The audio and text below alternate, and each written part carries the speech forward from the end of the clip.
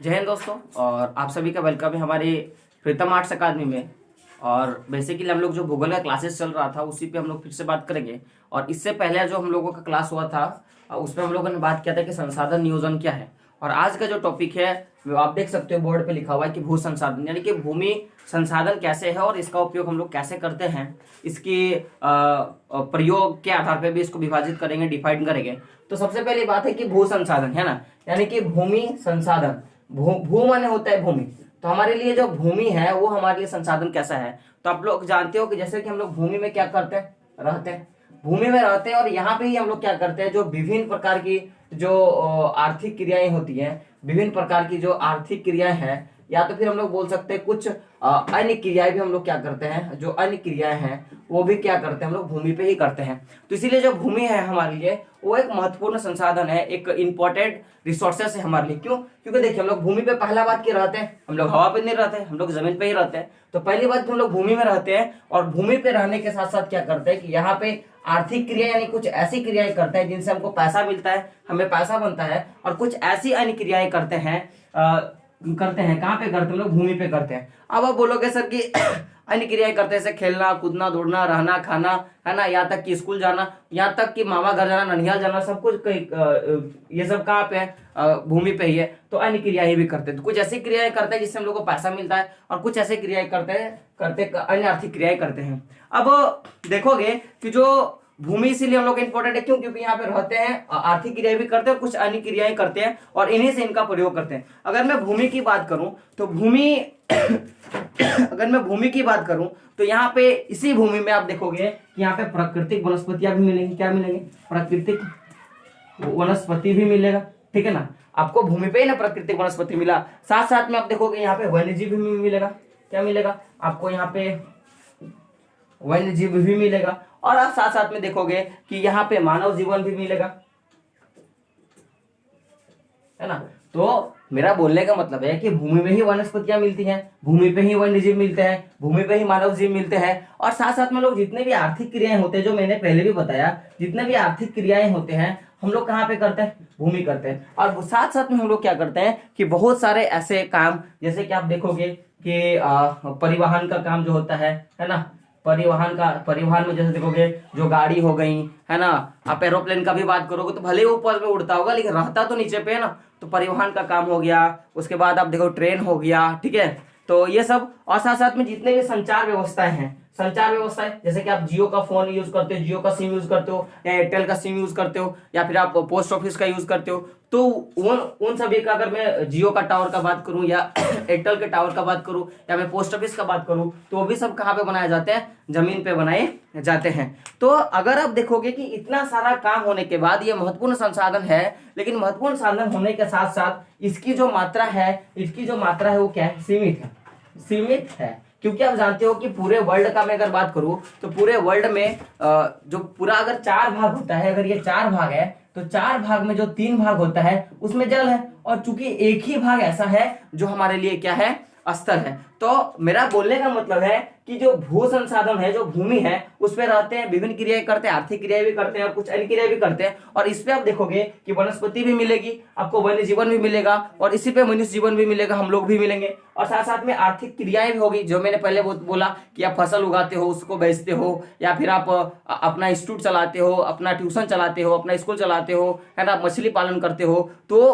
तालाब भी तो जमीन पे ही बनेगा ना। उसके बाद जितने भी परिवहन होते हैं, जितने भी संचार व्यवस्थाएं होते हैं, वहां कहाँ पे होते हैं, भूमि पे। और भूमि क्या हमारे लिए सीमित है, क्योंकि आप देखोगे कि 4 भाग, पूरा वर्ल्ड का अगर 4 भाग है तो 4 भाग में 3 भाग में क्या मिलेगा आपको, जल मिलेगा, और एक भाग में आपको क्या मिलेगा, पानी मिलेगा। 3 भाग में आपको जल मिलेगा, और एक भाग में क्या मिलेगा आपको, भूमि मिलेगा। तो जो हमारा भू संसाधन है वो कहीं ना कहीं किसी ना किसी तौर पे वो क्या है, सीमित है। अब मैं जब बात करूं अगर हम बात करें तो सीमित है। अब देखो, जब ये सीमित है, क्योंकि हमको पता है ना कि जब भी कोई संसाधन सीमित होता है तो उसका जो उपयोग होता है उसको हमको क्या करना चाहिए, विवेकपूर्ण तरीके से, है ना, विवेकपूर्ण तरीके से उसका उपयोग करना चाहिए। क्योंकि जब तक हम उसको विवेकपूर्ण तरीके से और योजनाबद्ध तरीके से जब तक हम लोग इसको यूज नहीं करेंगे तो कहीं ना कहीं वेस्ट चला जाएगा। अब बोलने का समझने का मतलब है कि आपके घर में किसी का शादी है और आपने क्या किया है कि ज्यादा नहीं, अपने 100 लोगों का खाना बनाया है, ठीक है, और बाय फोर्स किसी कारण से वहां पे 120 लोग आ गए और मिस्त्री जो था, जो खाना बनाने वाला जो बावर्ची था, वो घर चला गया। तो आप क्या करोगे कि वही 100 लोगों का जो खाना होगा आप एक ऐसे तरीके से आप उसको डिस्ट्रीब्यूट करोगे, बांटोगे कि कहीं ना कहीं दूसरे को भी, सबको मिल जाए और खाना बर्बाद ना हो। तो उसी तरह जो संसाधन है, भू संसाधन है, हमारे लिए सीमित है, तो उसका भी उपयोग हमको कैसा करना पड़ेगा, विवेकपूर्ण तरीके से करना पड़ेगा। पहले योजना बनाएंगे, उसका रूल रेगुलेशन तय करेंगे, कैसा उसका यूज करना है, उसका प्रोग्रामिंग सेट करेंगे कि उसका यूज कैसे करना है, और उसका हम लोग फिर क्या करेंगे, उसका यूज करेंगे। क्योंकि देखो भू संसाधन जो है हमारे सीमित मात्रा में। आप जब देखोगे कि भारत में अगर मैं भूमि का बात करूं, ये तो मैंने बोला भू संसाधन, अब मैं केवल भारत का नहीं बात कर रहा था, मैं पूरे विश्व का बात कर रहा था कि विश्व में जो भू संसाधन है वो सीमित है। आप अमेरिका जाओ, जापान जाओ, फ्रांस जाओ, श्रीलंका, पाकिस्तान, कहीं भी जाना है तो जैसे आपके लिए जरूरी है संसाधन, उसी लिए वहां की जरूरी है। आप बोलोगे सर कि अमेरिका बहुत विकसित देश है, ठीक है, आप सऊदी अरब को बोलोगे बहुत विकसित देश है, तो क्या वो जमीन पे नहीं रहता है क्या? वो लोग जमीन पे ही रहते हैं। तो कहीं ना कहीं जो जमीन का उपयोग विवेकपूर्ण तरीके से करना है। मैंने पहले बोला था खाली संसाधन होने से ही आप विकास नहीं कर सकते, उसका सही ढंग से उपयोग करना ही विकास का एक अच्छा तरीका है। और सतत पोषणीय आर्थिक विकास का महत्व देखते हुए, तो जब भी हम लोगों ने संसाधन का, भू संसाधन का बात किया, तो सीमित मात्रा में, तो इसका उपयोग कैसा करना चाहिए, विवेकपूर्ण तरीके से करना चाहिए। आपको पता है कि जो हमारा जीवाश्म होते हैं, पेट्रोल होते हैं, वो सब कैसा है, एक लिमिटेड मात्रा में, एक सीमित मात्रा में, तो उनका भी उपयोग हमको कैसे करना चाहिए, विवेकपूर्ण तरीके से करना चाहिए। अब मैं बात करूंगा कि ये तो मैंने भूमि का बात किया, अगर मैं भारत का बात करूं तो आप देखोगे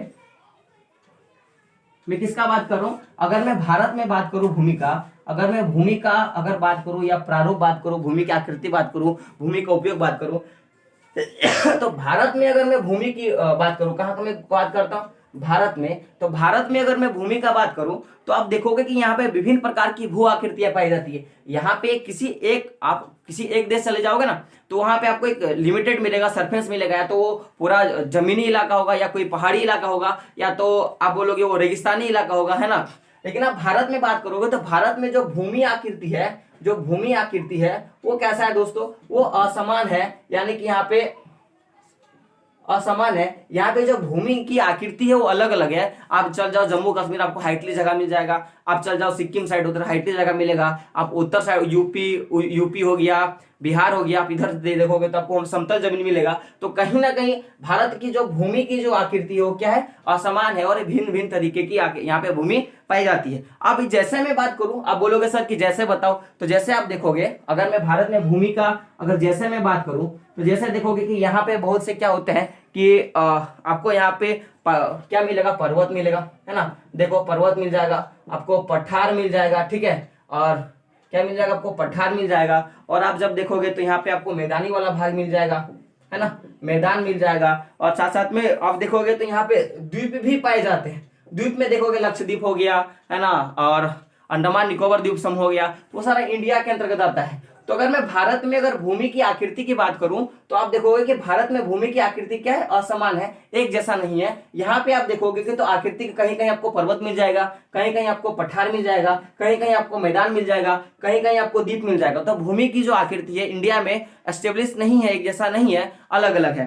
तो अगर मैं बात करूं, अब देखो यही तो भूमि है ना। अब इंडिया का आप लोग क्षेत्रफल जानते हो कि वो 32.8 लाख वर्ग किलोमीटर के है। तो अब उसी का उपयोग हमको क्या करना है, विवेकपूर्ण तरीके से, एक योजनाबद्ध तरीके से करना है। तो याद रखना कि जो भूमि की आकृति जब एक समान नहीं है, अब इसी पे कहीं ना कहीं खेती होगा, इसी पे परिवहन का काम करेंगे, इसी पे संचार का काम करेंगे, इसी पे जीवन यापन का काम करेंगे। तो आप देखोगे कि जो इंडिया का जो टोटल जमीन है उसका 43%, में किसका बात कर रहा हूँ, 43% जो भूमि है, किसका, मैं 43% में जो भूमि का बात कर रहा हूं। इस भूमि में क्या होता है इस भूमि यह जो भूमि है, यह भूमि मैदान वाला भाग है ना। कितना भाग है, मैदान वाला भाग है। और इसी मैदान वाले भागों में आप देखोगे कि इसी में क्या हुआ है, कृषि होता है। और कृषि के साथ साथ आप देखोगे जो उद्योग होते हैं, जो उद्योग धंधे होते हैं, वो इसी 43% भूमि पे लगाया गया है। आप समझो मेरे बोलने का मतलब है कि टोटल अगर मैं वर्ल्ड का बात करूं तो वर्ल्ड में टोटल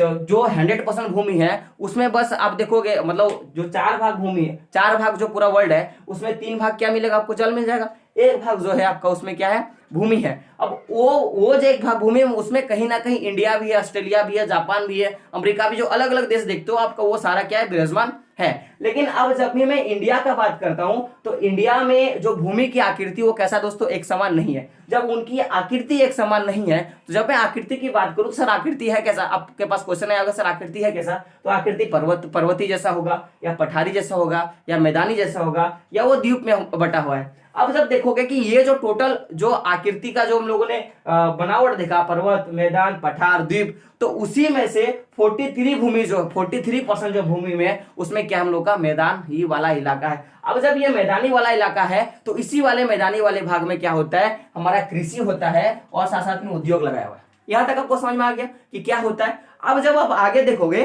तो यही इसी पे क्या होता है, हमारा कृषि और उद्योग का क्या हो गया है, यहाँ पे विकास हुआ है। इसी 43% पे क्या हुआ, हमारा भूमि में कृषि और उद्योग का विकास हुआ है। अब जब आप देखोगे कि अब अगर मैं बात करूं कि भू संसाधन में मैं अगर बात करूं तो इसमें भी आप देखोगे मिट गया यहाँ पे भारत में भूमि।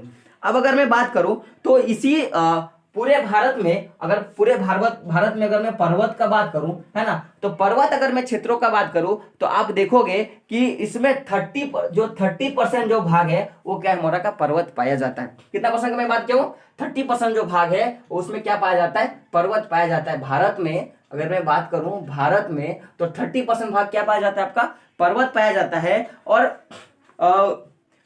है। और इन्हीं पर्वतों में आप देखोगे कि बहुत सारी नदियां, ऐसी नदियां हैं जो 12 मासी है। क्या है, 12 मासी है। 12 मासी मतलब किसी आदमी का 12 गो मौसी का बात नहीं हो रहा है। 12 मासी का अर्थ होता है कि ऐसे कोई नदियां जो 12 महीना बहती हैं उनको क्या बोलते हैं, 12 मासी नदियां बोलते हैं। तो मैंने क्या बोला कि टोटल जो भारत का भूभाग है उसमें 43% आपको क्या मिलेगा, भूमि मिलेगा, और भूमि मैदानी वाला भूमि मिलेगा जिसमें कृषि होता है और साथ साथ में क्या होता है, उद्योग लगा हुआ है। क्योंकि देखो कभी भी अगर हम लोग कोई फैक्ट्री लगाएंगे, कोई इंडस्ट्री लगाएंगे तो हम लोग ज्यादातर लगाने का ट्राई कहां पे करेंगे, कोई समतल जगह पे। क्योंकि अगर मान लो पहाड़ के हिल वाले एरिया पे है तो ना वहां पर हम लोग परिवहन कर सकते हैं, ना ही किसी तरह का दूसरे सुविधा आप लोग पहुंचा सकते हैं, तो वो वाला एरिया नहीं होगा। लेकिन अगर मैं बात करूं, आप बोलोगे सर कृषि, आप देखोगे चाय की खेती होती है, तो एक निश्चित भौगोलिक के आधार पर बात करेंगे। इंडिया का जितना भी जो खेती होता है ना उसमें ज्यादातर आप खेती देखोगे वो मैदानी वाले भाग में होता है, ठीक है ना।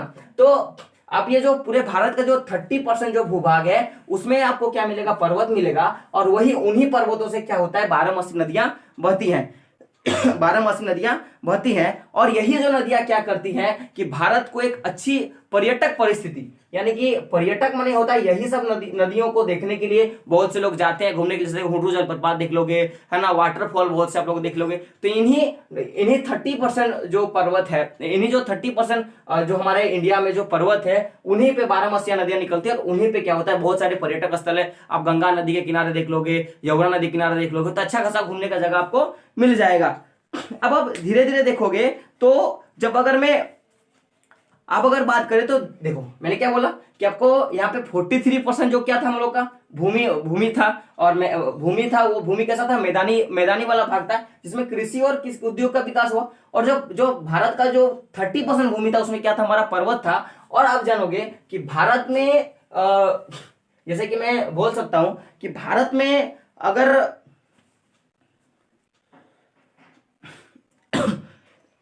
भारत में अब जो हमारा देश है तो भारत में अब जो 27% जो भूमि है, क्या है दोस्तों, जो 20% जो जमीन है, जो हमारा जमीन है उस पे आप देखोगे कि वो हिस्सा जो हम लोग का है वो कैसा हिस्सा है हमारा, वो हमारा पठारी हिस्सा है। कैसा हिस्सा है, पठारी। अभी हम लोगों ने क्या देखा कि जो 43% जो हिस्सा है वो हमारा समतल जगह है। और हम लोग का जो 30% एरिया है वो हमारा कैसा जगह है, वो हमारा कैसा जगह है। आप बोलोगे सर कि वो पर्वत जगह है जिसमें क्या होता है कि 12 मासी नदियां निकलती हैं। और इसमें क्या होता है, कृषि क्षेत्र का और उद्योग का विकास हुआ।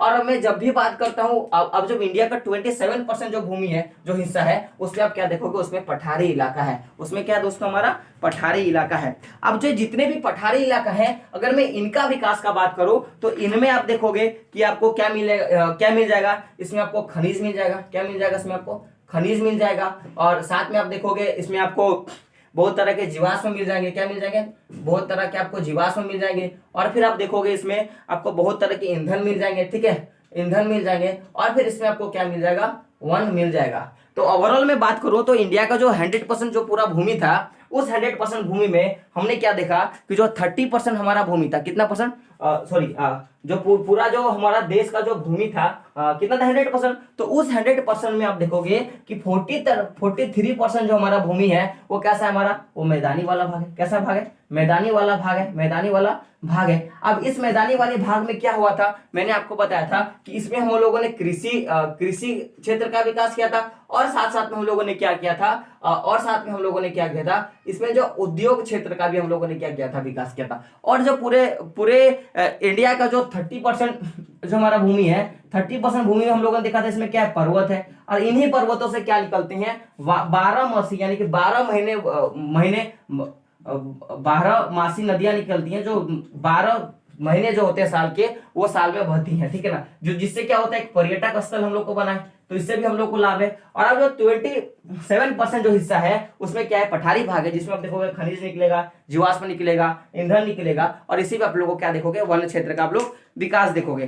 तो विकास देखोगे, और यही जो 27% भूमि में, इसे में खनिज, जीवाश्म और ईंधन और वन क्षेत्र का क्या है, एक बड़ा सा भंडार है। तो ये जो था दोस्तों, जो मैंने आपको बताया, तो इसमें क्या था कि जो हम लोग का भू संसाधन है वो किस तरह बटा हुआ है पूरे इंडिया में, हम लोगों ने उसका बात किया। तो आई होप कि आपको ये वीडियो अच्छा लगा है। अगर अच्छा लगा है तो एक बार लाइक जरूर कर दे। और जो लोग मेरे चैनल पे नए हैं, मैं बोलूंगा कि अगर आपने चैनल को सब्सक्राइब नहीं किया है तो हमारे प्रीतम आर्ट्स अकादमी को सब्सक्राइब कर दे, और बगल में जो घंटे का निशान आता है उसको भी टच कर दे, ताकि मैं जितनी भी वीडियो डालूंगा स्टडी रिलेटेड आप तक वो जल्द से जल्द पहुंच सके।